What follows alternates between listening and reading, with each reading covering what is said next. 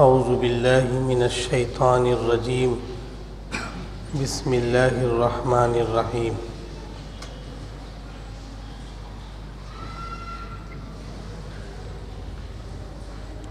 मुहम्मदुर रसूलुल्लाह क़द ख़लत मिन क़ब्लिहिर रुसुल वक़ाल अयज़न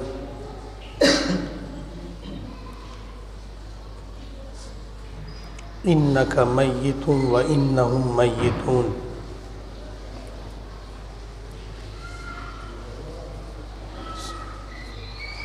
वक़ाल तआला लमस्जिदुन उस्सिसा अलत-तक़वा मिन अव्वलि यौमिन अहक़्क़ु फ़ीह।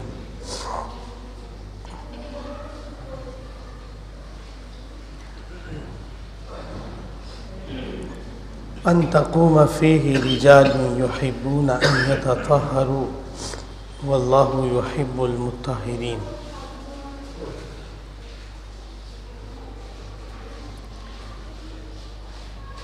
सदक़ल्लाहुल अलीयुल अज़ीम।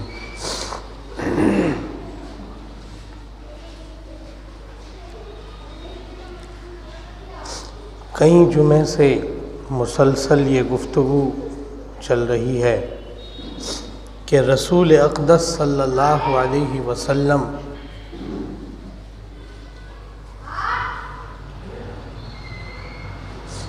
की मक्की ज़िंदगी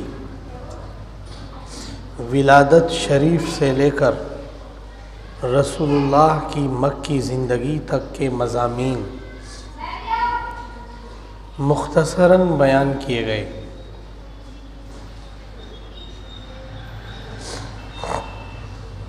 जब मक्के वालों ने मुहम्मदुर रसूलुल्लाह की ज़िंदगी अजीरन कर दी और चंद ईमान वाले की ज़िंदगी मक्के वालों ने तंग कर दिया और मक्के की ज़मीन उनका आबाई वतन होने के बावजूद उनके लिए तंग हो गई, तो रसूल अक़दस सल्लल्लाहु अलैहि वसल्लम ने अपने प्यारे ईमान वाले बंदों और बंदियों को ऑर्डर दिया कि अपने ईमान की हिफाजत के लिए हिजरत करो, अपने वतन को छोड़ो। यानी ईमान से समझौता नहीं किया जा सकता। अगर ईमान को बचाने के लिए घर बार को छोड़ना पड़े, वतन अज़ीज़ को त्यागना पड़े, तो ऐसा ही किया जाएगा। रसूल ने अपने सहाबा को हुक्म दिया हिजरत का। तब ईमान वाले जो मक्के के जालिमों के जुल्म से पीछे जा रहे थे, उन्होंने हिजरत शुरू की।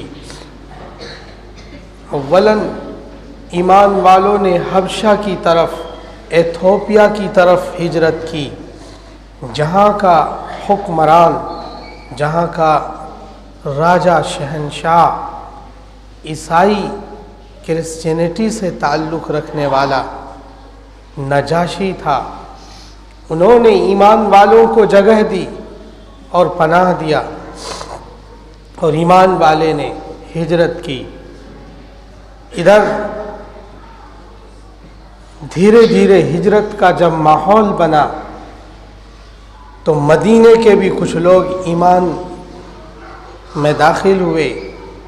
उन्होंने भी पेशकश की कि मदीना शहर की तरफ आप लोग हिजरत करें। रसूलुल्लाह की खुद उन्होंने मांग की कि आप बज़ाते खुद मदीना हिजरत करें और हम, हमारे बच्चे, हमारी बीवियां, हमारी औलाद आखिरी सांस तक आपकी हिफाजत करेंगे। अगर आपकी हिफाजत के लिए हमें आग में कूदना पड़े, समुंदर के तुग़यानियों से, उसके तूफ़ान से हमें टकराना पड़े, तो मैं, माँ, मेरी औलाद और मेरी बीवी बच्चों के, हम आपकी हिफाजत के लिए तैयार हैं। सो आप अलैहिस्सलाम ने अपने सहाबा को मदीने की तरफ भी हिजरत का हुक्म दिया। धीरे धीरे मदीने की तरफ भी सहाबा हिजरत करने लगे और एक दिन आया कि आपको अल्लाह ने हुक्म दिया कि आपका मदीना तैयबा आपको भी हिजरत करनी है। सो रसूल अक़दस सल्लल्लाहु अलैहि वसल्लम ने हिजरत के सफ़र का प्लान बनाया। इससे पहले हज़रत अबू बकर रज़ी अल्लाह ताला अन्हु को इत्तला दी कि तुम्हें मेरे साथ हिजरत करनी है। चुनांचे आपने जिस रात में मक्के के काफिरों ने ये प्लान किया था कि आज रात मोहम्मद का किस्सा तमाम करना है, आज मक्के की सरजमीन पर मोहम्मद को कत्ल किया जाएगा, नऊज़ु बिल्लाह, ये उधर प्लानिंग कर रहे थे और अल्लाह इस प्लानिंग को देख और समझ रहे थे। वमकरू वमकरल्लाह वल्लाहु खैरुल माकिरीन। इधर मक्के के काफिर और मुशरिक लोग रसूल के कत्ल की प्लानिंग कर रहे थे और उधर अल्लाह उनके खिलाफ प्लानिंग कर रहा था। रसूल के पास जिब्रील अमीन आए और मक्कारों और जालिमों मुशरिकों के इस प्लानिंग की इत्तला दी। रसूल ने रसूल से बताया कि आपको आज रात हिजरत करनी है। उधर अबू बकर ने 2 ऊँटनियाँ तैयार कर रखी थी, एक खुद के लिए और एक रसूल अक़दस सल्लल्लाहु अलैहि वसल्लम के लिए अपना गुलाम तैयार कर रखा था। और ये प्लानिंग सीक्रेट थी, किसी को इसकी इत्तला न थी, हत्ता कि हज़रत अबू बकर ने अपने बीवी बच्चों को भी इसकी इत्तला न दी थी, अपने वालिद मोहतरम को भी इसकी इत्तला न दी थी, अपनी वालिदा को भी इत्तला न दी थी, अपनी बेटियों को भी इसकी इत्तला न दी थी। और आखिरकार हज़रत अली रज़ी अल्लाह ताला अन्हु को रसूल ने अपने बिस्तर पर लिटाया और वो फहरिस्त निकाली और उस लिस्ट को निकाल कर अली के हाथ में दिया और ये कहा कि फ़ुला बिन फ़ुला, फ़ुला बिन फ़ुला, ये देखो फहरिस्त है, इसमें मक्के के लोगों की अमानतों की ये लिस्ट है, जिनकी अमानतें मेरे पास रखी हुई है, ये अमानतें यहाँ पर है और तुम मेरे बाद सुबह को ये अमानतें मक्के के लोगों को दे देना और फिर तुम मेरी तरफ यानी मदीने की तरफ हिजरत करके आना। सो रसूल ने अली को लिटाया और उसी घर का मुहासरा मक्के के शरीरों औबाशों दरिंदों ने कर रखा था कि आज उस अरबी मोहम्मद सल्लल्लाहु अलैहि वसल्लम को कत्ल की प्लानिंग की गई थी, जिनके लिए ये सारा जहान अल्लाह ने बनाया। और अगर उस प्यारे हबीब को बनाना ना होता तो ये सरजमीन, ये अशजार व अहजार में, ये आबशारों में, ये सारे निज़ाम कायनात को अल्लाह वजूद न बख्शता। उस अजीम हस्ती के कत्ल की प्लानिंग की गई थी। मक्के के तमाम सरदारों ने जो मुशरिक थे रसूल के घर का मुहासरा कर लिया था, प्लानिंग कर रहे थे। रसूल अपने कमरे से निकले, अपने घर के दरवाजे पर पहुँचे और पढ़ा यासीन वल कुरआनिल हकीम इन्नका लमिनल मुरसलीन अला सरातिम मुस्तकीम। और ये 5 आयतें पढ़कर अपने हाथ में एक मुट्ठी मिट्टी ली, गुबार लिया और काफिरों की तरफ फेंका।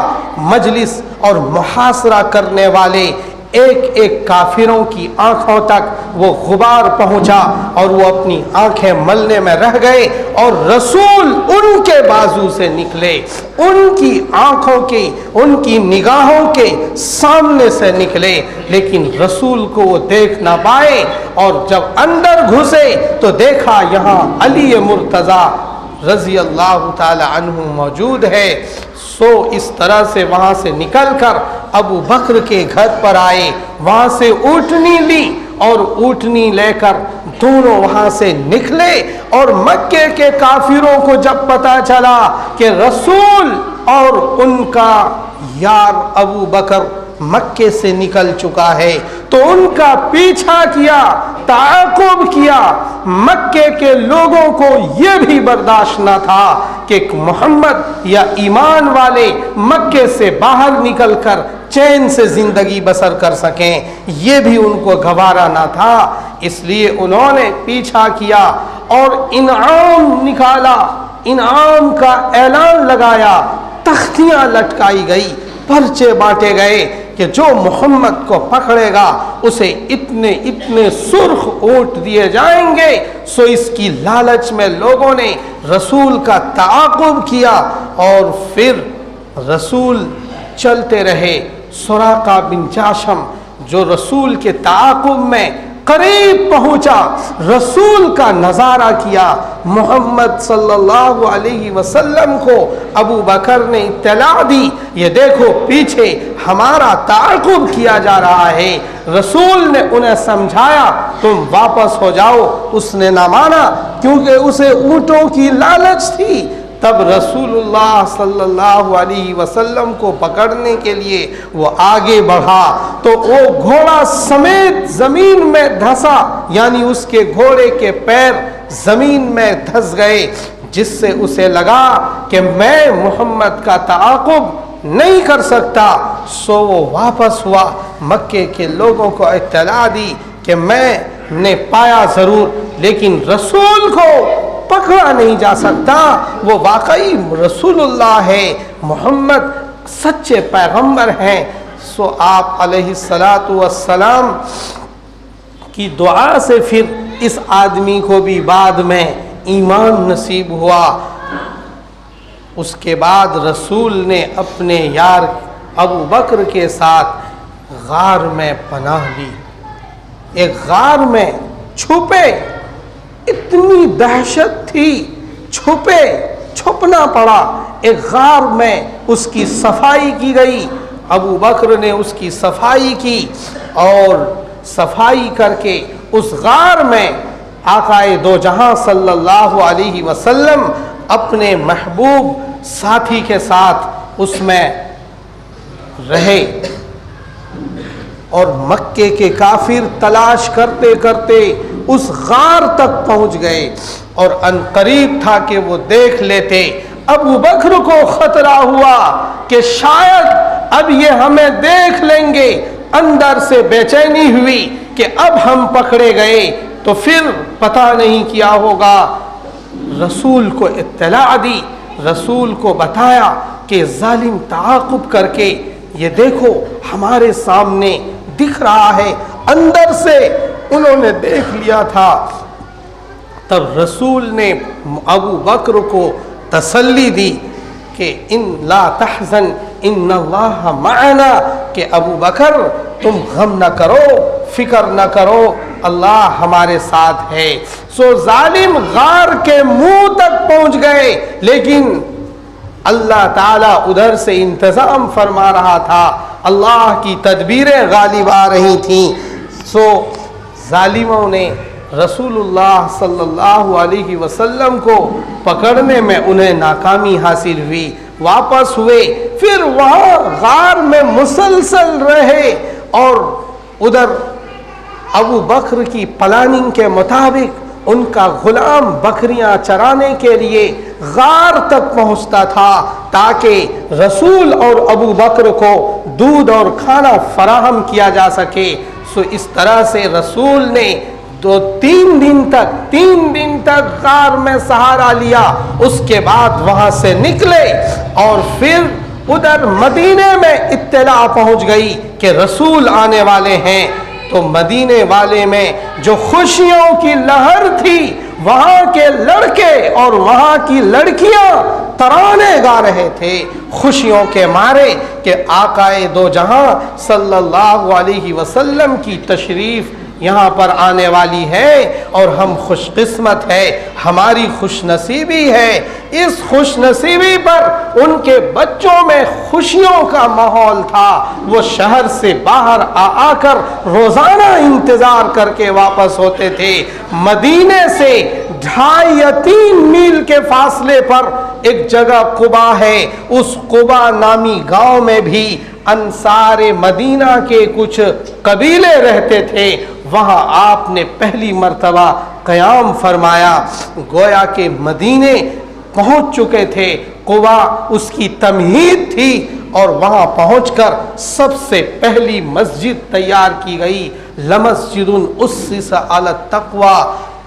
ये एक मस्जिद जिसे तक़वे पर जिसकी बुनियाद रखी गई और अल्लाह ताला के रसूल सल्लल्लाहु अलैहि वसल्लम के क़याम के लिए एक मस्जिद भी बनी कि रसूल उसकी छत के नीचे आराम भी करेंगे और यहाँ नमाज भी पढ़ेंगे।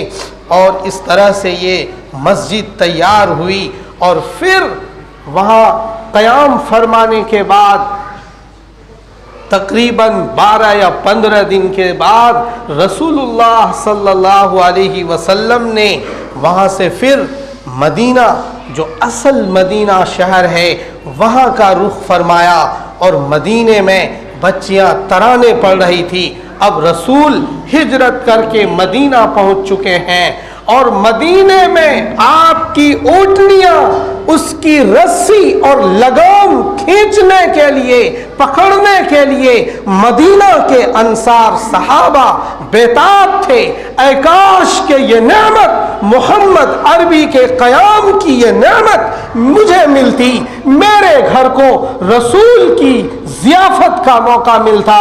इस तरह से उनके दिलों में ये तमन्नाएं और आरज़ुएं मंडरा रही थीं।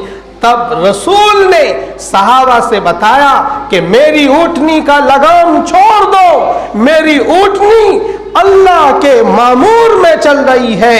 अल्लाह इस ऊँटनी को जहाँ ऑर्डर देगा ये वहीं बैठेगी, तुम सब इसके लगाम को छोड़ दो। सो सब ने लगाम को छोड़ा और ऊँटनी खुद ब खुद हजरत अबू अय्यूब अंसारी रजी अल्लाह ताला अन्हु के दरवाजे के सामने उस जमीन पर बैठी जो जमीन सहल और सुहेल, 2 नाबालिग बच्चों की जमीन थी, जिसकी निगरानी असअद इब्ने ज़ुरारा रजी अल्लाह ताला अन्हु फरमा रहे थे। तब बाद में वो जमीन खरीदी गई और खरीद कर मस्जिद नबवी बनाई गई। ये मस्जिद नबवी वही जगह है जिस जगह को रसूल ने उन दोनों बच्चों की मिल्कियत से खरीदा और उसी के सामने अबू अय्यूब अंसारी का मकान था। सो ये ज़ियाफ़त उनको हासिल हुई। रसूल ने फरमाया कि अबू अय्यूब अपने घर के अंदर मेरे रहने का इंतज़ाम करो। सो रसूलुल्लाह सल्लल्लाहु अलैहि वसल्लम के रहने का इंतज़ाम हुआ। उसके बाद फिर रसूल ने मुहाजिरीन सहाबा की एक जमात और अंसार सहाबा की एक जमात, दोनों ग्रुप में मुआख़ात कराई। भाईचारा जिसे कहते हैं, आपस में मुआख़ात का रिश्ता कायम कराया। हत्ता के अंसारे मदीना सहाबा रजी अल्लाह ताला अन्हुम अजमाइन ने मुहाजिरीन सहाबा के लिए अपनी जानें निछावर कर दी, माल और दौलत को कुर्बान किया, रहने के लिए घर दिया, पहनने के लिए कपड़े दिए, कारोबार के लिए तिजारत का निज़ाम बनाया, शादियों के लिए औरतों का इंतज़ाम कराया। ये अंसार सहाबा ने ये अजीम कुर्बानी मुहाजिरीन के लिए पेश की। इस तरह से मदीने में रसूलुल्लाह सल्लल्लाहु अलैहि वसल्लम रहने लगे और ये मुसलसल 10 साल तक रसूल मदीने में रहे और सन 11 हिजरी में रसूल खुदा सल्लल्लाहु ताला अलैहि वसल्लम इस दुनिया से रहलत कर गए। जब आपने मदीने में हिजरत की तब औरत मर्द, बच्चे, जवान, बूढ़े मिलाकर तकरीबन 1000 ईमान वाले होंगे। लेकिन मदीने में पहुंचकर आपने मीसाके मदीना कायम किया, एक मुआहदा, एक एग्रीमेंट तैयार किया मदीने के तमाम कबाइल के साथ। रसूलुल्लाह ने अपनी हिकमत अमली के साथ एक मुआहदा नामा तैयार किया, एक एग्रीमेंट तैयार किया, जिस एग्रीमेंट का मजमून था कि इस मदीने पर बाहर की जो भी कौमें हमलावर होंगी तो इस मदीने का यहूदी, इस मदीने का ईमान वाला बंदा सब मिलकर उनका मुकाबला करेंगे।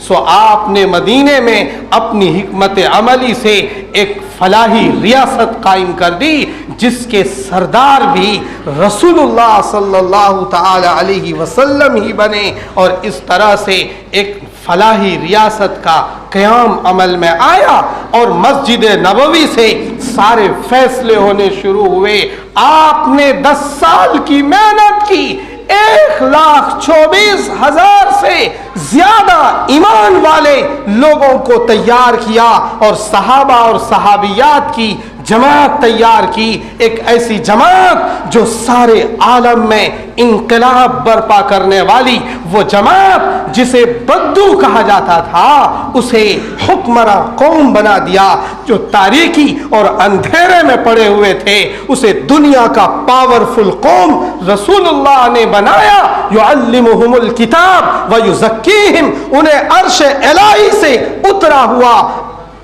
उतरी हुई आयतें और आया हुआ इल्हाम रसूल याद कराते थे और उनका तज़किया फरमाते थे।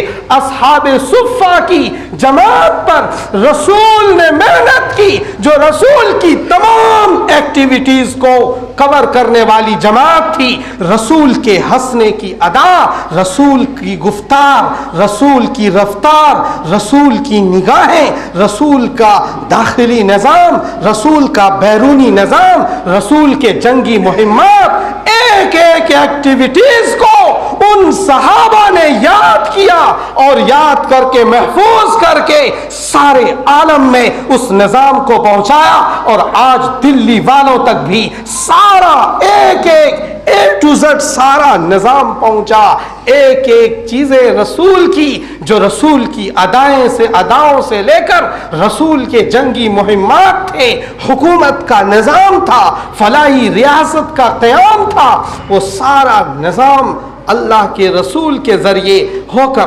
सहाबा के ज़रिए से होकर, अइम्मा उलमा के ज़रिए से होकर दिल्ली के बाशिंदों तक आज सन 2022 में पहुंचा। आज अगर ये उलमा अइम्मा न होते तो तुम अपनी मग़फ़िरत का तरीक़ा भी न समझते कि मैं अपने गुनाहों पर नदामत करके अपने अल्लाह से कैसे माफ़ी मांगूं। ये मदारिस और ये उलमा ने सूखी रोटियां खाकर, जंगों की सऊबतों को बर्दाश्त करके और सारी चीज़ों को बर्दाश्त करके एक एक एक्टिविटीज को आज के एक एक बिजनेसमैन तक पहुंचाया, आज के सारे ताजिरों तक पहुंचाया और आज के सारे स्कूलों, कॉलेजों, मदरसों तक पहुंचाया कि रसूल की सीरत ये है, रसूल की तालीमात ये है, रसूल की हिदायत ये है। इस तरह से 10 साल के बाद 11वें साल में जब 29 सफर का दिन आया, 29 सफर ये अरबिक महीने का नाम है। ये सफर यात्रा नहीं, 29 सफर महीने का नाम है। 29 सफर को रसूल बाद नमाज असर के करीब एक जनाजे में जन्नतुल बकी तशरीफ ले गए, जनाजे की नमाज पढ़ाई और उसकी वापसी पर रसूल के सर में दर्द हुआ और घर आते आते रसूल के जिस्म पर फीवर चढ़ा, तेज फीवर, तेज दर्द। रसूल से की बर्दाश्त से बाहर रसूल आकर अम्मा आयशा के हुजरे में तशरीफ लाए। रसूल ने आराम फरमाया। ये बुखार और ये दर्द स्ट्रॉन्ग होता चला गया, तसलसल के साथ चलता रहा। रसूल बराबर मस्जिद नबवी में आकर नमाज पढ़ाते रहे। ये मुसलसल चलता रहा। 29-30 सफर के बाद रबीउल अव्वल का महीना शुरू होता है। ये 12-11 दिन रबीउल अव्वल के महीने में भी रसूलुल्लाह सल्लल्लाहु ताला अलैहि वसल्लम के साथ बुखार का एक सिलसिला चलता रहा। ये जब आखिरी हफ्ता रहा, रसूल की वफात से 5 दिन 6 दिन कबल रसूल ने कहा अपने सहाबा से, मदीने के 7 कुओं का पानी मेरे लिए लाओ। सो सहाबा ने 7 मशकेज़े में 7 कुओं का पानी लाया, हर मेज, और रसूल एक टब में बैठ गए।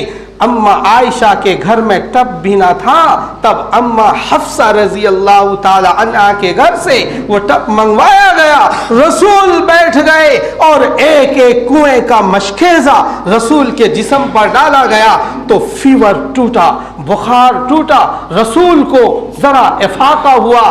तब रसूलुल्लाह सल्लल्लाहु ताला अलैहि वसल्लम जाते रहे नमाज के लिए। लास्ट में 12 रबीउल अव्वल को आपकी वफात हुई। उससे पहले 17 नमाजें रसूल नहीं पढ़ा सके। रसूल की हयात में 17 नमाजों की इमामत आपके गारे यार अबू बकर रजी अल्लाह ताला अन्हु ने फरमाई। और इशा की नमाज में जब पहली नमाज इशा की जिसमें रसूल नमाज के लिए ना जा सके, उठे और रसूल गिर गए, फिर उठे फिर गिरे, 3 मरतबा ऐसा हुआ, तब रसूल न जा सके। ऑर्डर आया अबू बकर को बोलो कि इमामत कराएं। अबू बकर पीछे थे, उमर आगे थे। लोगों ने उमर को खड़ा किया। अल्लाहु अकबर की जब आवाज रसूल के हुजरे में पहुंची तो रसूल ने हुजरे से आवाज दी, अबू बकर को आगे बढ़ाओ, उमर को पीछे करो।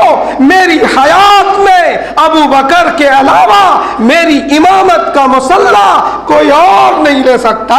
मेरा गारे यार अबू बकर रज़ी अल्लाह ताला अन्हु ही ले सकता है। तुम्हें पता नहीं, अबू बकर को बिठाया, उमर को बिठाया, अली को बिठाया, उस्मान को बिठाया। रसूल ने कहा कि अबू बकर तुम्हें पता है मैं जब जन्नत के सैर पर गया था तब मैंने देखा कि जन्नत के हर दरवाजे से आवाज आ रही है अबू बकर की एंट्री के लिए, अबू बकर की एंट्री के लिए। अबू बकर का ये मकाम था। सो रसूलुल्लाह की गायबाने हजरत अबू बकर रजी अल्लाह ताला अन्हु ने इमामत कराई 17 नमाजों की। आखिर नमाज में जब रसूल आ ही नहीं पा रहे थे, अपने घर के हुजरे का दरवाजा खोला, सब लोग नमाज में थे। हजरत अनस रावी रजी अल्लाह अन्हु फरमाते हैं कि जब रसूल ने दरवाजा खोला तो नमाज में ही सहाबा की नजरें रसूल के दरवाजे की तरफ हुई पड़ी। रसूल मुस्कुराए और पर्दा नीचे गिरा दिया ताकि नमाज में खलल ना हो। तब रसूलुल्लाह सल्लल्लाहु अलैहि वसल्लम का और उम्मत का आखिरी दीदार था। जब उसके बाद कोई दीदार उम्मत को नहीं हुआ आपकी हयात में। उसके बाद जब 12 रबीउल अव्वल की तारीख आ गई, पीर का दिन शुरू हो गया, तो ये नमाजों का सिलसिला जुमरात से शुरू हो गया था जिसमें नमाज में रसूल नहीं आ पा रहे थे। जुमेरात की इशा से जुमा, सनीचर, इतवार 15 नमाजें ये हो गई, फिर इशा की, और फिर इधर जोहर असर, इस तरह से 17 नमाजों में रसूल हाजिर ना हो पाए। और उधर आप सल्लल्लाहु अलैहि वसल्लम ने अम्मा अपने अहले बैत को बुलाया और उन्हें तलकीन की। फिर लास्ट में हसन हुसैन को बुलाया। रसूल ने अपने सीने से लगाया और एक फरिश्ते ने बताया कि मोहम्मद, ये आपकी उम्मत तेरी इस औलाद को ज़बह करेगी। एक दिन तेरा ये हसन, तेरा ये हुसैन ज़बह होंगे। ये रसूल ने जब उस फरिश्ते की इत्तला सुनी तो रसूल हिचकियां ले लेकर अपने नवासों बाहों को चिपकाकर हिचकियां ले लेकर आपके रसूल बदन बदन पर इस तरह से हरकत तारी थी, इस तरह गिड़गिड़ाकर रो रहे थे। उसके बाद फिर जिब्रील अमीन ने दरवाजे पर दस्तक दी। जिब्रील ने कहा, रसूलुल्लाह, मलकुल मौत आपके से आने की इजाजत मांग रहा है। आज फिर रसूल ने कहा, मैं कब मना कर रहा हूं, मलकुल मौत को इजाजत है। सो मलकुल मौत ने अस्सलामु अलैकुम या रसूल अल्लाह इजाजत ली और अंदर आकर फरमाया कि रसूल, आज तक मैंने किसी से इजाजत न ली और किसी के पास जब रूह निकालने पहुंचा तो उससे आज तक सलाम न किया। ये आप मोहम्मद अल्लाह के हबीब हैं जिससे मैंने सलाम किया और इजाजत मांगी, इजाजत दी। तो जिब्रील अमीन से पूछा कि रुको, मेरे अल्लाह से जाकर पूछो मेरी उम्मत का क्या होगा। मेरे भाइयों, रसूल को अपने औलाद की फिक्र न हुई, ये ना पूछा कि हुसैन क्यों कुर्बान होगा, हसन को क्यों जहर दिया जाएगा, ये ना पूछा। ये पता करवाया कि ये जैतपुर की अवाम, मेरी उम्मत, एक एक अब्दुल्ला, अब्दुर्रहमान, अबू बकर, उमर, खालिद, मुबश्शिर और फातिमा रुकैया के बारे में पूछो मेरे अल्लाह से मेरी उम्मत का क्या होगा।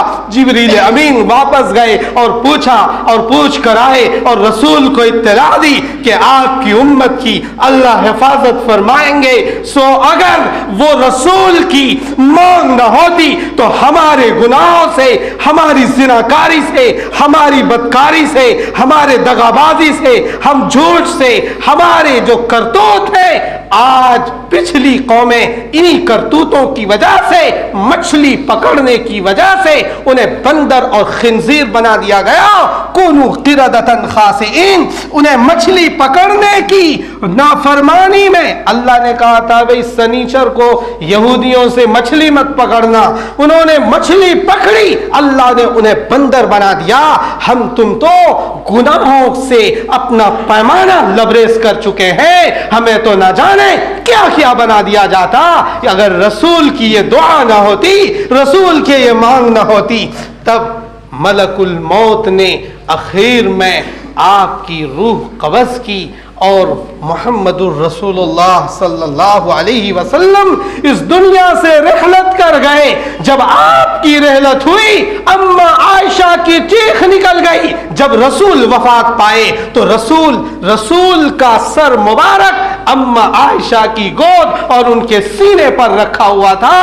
तब अम्मा आयशा की चीख निकली, उधर से फातिमा दौड़ी हुई आई, उधर से और अहले बैत दौड़े हुए आए और फिर सहाबा जमा हुए। सहाबाओं में अजीब समा था, अजीब था। हजरत उमर रजी अल्लाह ताला अन्हु ने तो मस्जिद नबवी में ऐलान किया कि जो कोई ये कहेगा कि मोहम्मद का इंतकाल हो चुका, आज उमर की तलवार उसकी गर्दन उड़ा देगी। आज तुम ये ना समझो कि मोहम्मद का इंतकाल हुआ है, मोहम्मद तो अल्लाह से मिलने गए और वापस आएंगे। और हजरत अबू बकर उस दिन 3-4 मील दूर दूसरे गांव में अपनी दूसरी बीवी के पास गए थे। जब उनको इत्तला मिली तो वापस आए, देखा कि उमर बिल्कुल बेताब है, सहाबा रो रहे हैं। तब मस्जिद नबवी के मिंबर के पास अब अबू बकर रजी अल्लाह अन्हु खड़े हुए और आयत पढ़ी कि मन काना, और अबू बकर ने इत्तला दी, लोगों को बताया, मन काना यअबुदु मुहम्मदन फ़इन्न मुहम्मदन क़द फ़ाता, जो मोहम्मद की इबादत और मोहम्मद की पूजा करता था तो वो कान खोल कर सुन ले कि मोहम्मद वफात पा चुके हैं। मन काना यअबुदुल्लाह फ़इन्नल्लाह हय्युन ला यमूत, जो अल्लाह की पूजा करता है, अल्लाह आज भी जिंदा है और कल भी जिंदा रहेगा।